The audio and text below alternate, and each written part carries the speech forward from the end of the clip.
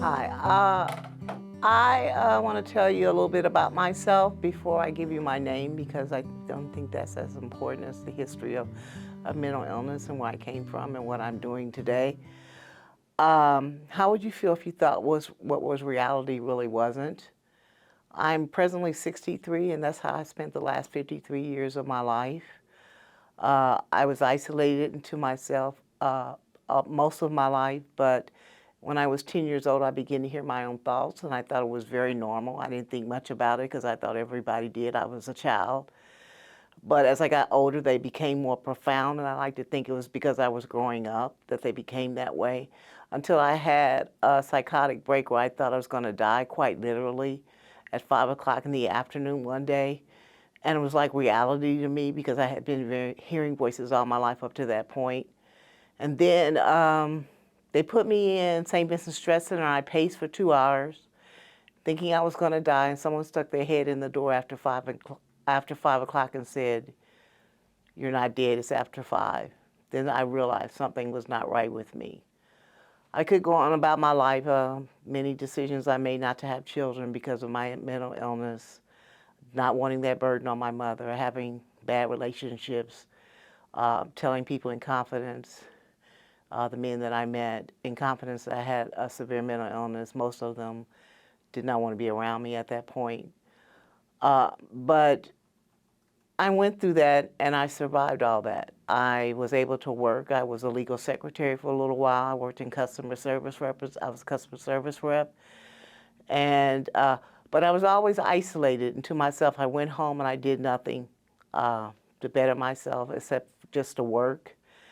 And the businesses that specialize in mental health did what they could for me. They gave me my medication. They told me that I have a chemical imbalance in my brain that causes me to hear my own thought patterns and how to handle people and deal with day-to-day living. But then I went home and spent 6, 7, 8 hours after I got on disability sitting in a space listening to thoughts with nothing to do with my life. So I was pretty much secluded. And there is a stigma with mental illness. I don't know if everyone knows that, but I'm pretty sure everybody should. That says that you are unimportant and that you're not as good as.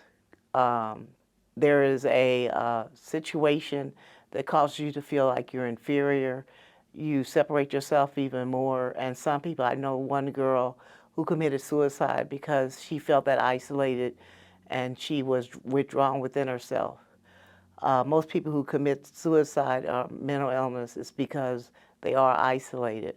Fortunately, that didn't happen to me. I managed to go on with my life. My schizophrenia did not become to the point where I couldn't function, but it was there. The thoughts were there. The thought processes was there. The medication helps to some point.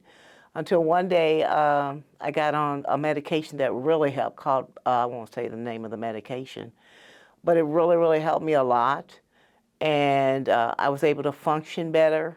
And in 2015, I walked into the doors of Circle City Clubhouse, still isolated at home on disability, isolated. And someone who worked here said, just try it, you might like it. And I was very apprehensive about it. I didn't think I could contribute in any way. I was very inwardly, I'm an introvert anyway, but very inwardly thinking. And they said, just try it. So I tried it. And I went a week and I said, maybe I'll go back. And I went another week and I said, well, hey, maybe I can use my skills as a customer service rep or a legal secretary to help out at the clubhouse. So I began using my clerical skills. I do the filing, I do receipts, I do orientation, I do demographics. I do greeting people during orientation when people come into the doors of the clubhouse. Basically what I do, I tell them welcome home. No stigmas, no isolation, no rejection, total acceptance. What you say, what you do is important to us. You are important, you are valued, you are needed, and you are wanted, to make people feel inclusive. And everybody wants to feel that way. Everybody wants to feel like they're a part of something. Everybody wants to socialize and interact with other human beings. That's part of our nature. So that makes me feel good. It makes me feel like I'm contributing to society and giving back. Since I'm not working, I come here and help out. And hopefully I make other members feel like they can achieve their own personal goals. I'm very confident now. I draw pictures. I go out into the community. I speak for the clubhouse. I draw portraits. So if you ever want a portrait drawn, look me up. But I've been doing that for about 5 years. And hopefully I'll be able to help people achieve their goals, especially young people who are 20, 21, 22. They have their whole life set ahead of them. And I just want them to realize that their mental illness does not have to control them. They can control their mental illness.